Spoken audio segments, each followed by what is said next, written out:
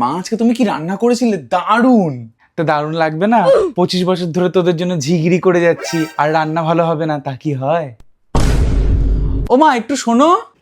সারা জীবন তো শুনেই গেলাম, তোর বাবার, তোর ঠাকুমার কথা শোনাতে কি আর তোরা কেউ ছাড়িস? এই রাতে কি খাবি বল? পনির করো আজকে। হ্যাঁ, সারা জীবন তো তোদের 5 ফার্মার্স কাটতে কাটতে মরে যাবো। তোর পছন্দ, তোর বাবার পছন্দ, আমার পছন্দের কথা কখনো জানতে চেয়েছিস তোরা? আজকে আমি আমার পছন্দেরই রান্না করবো, যা।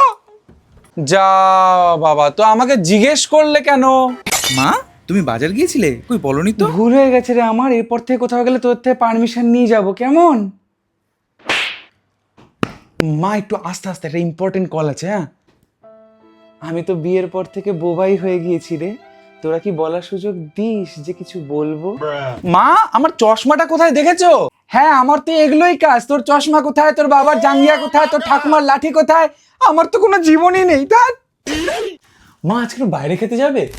বাবা, আমার তো জন্মই হয়েছে সারাদিন রান্নাঘরে তোদের জন্য রান্না করে গলে পচে মরার জন্যে। আমার কি আর বাইরে গিয়ে খাওয়ার মতন সৌভাগ্য আছে রে?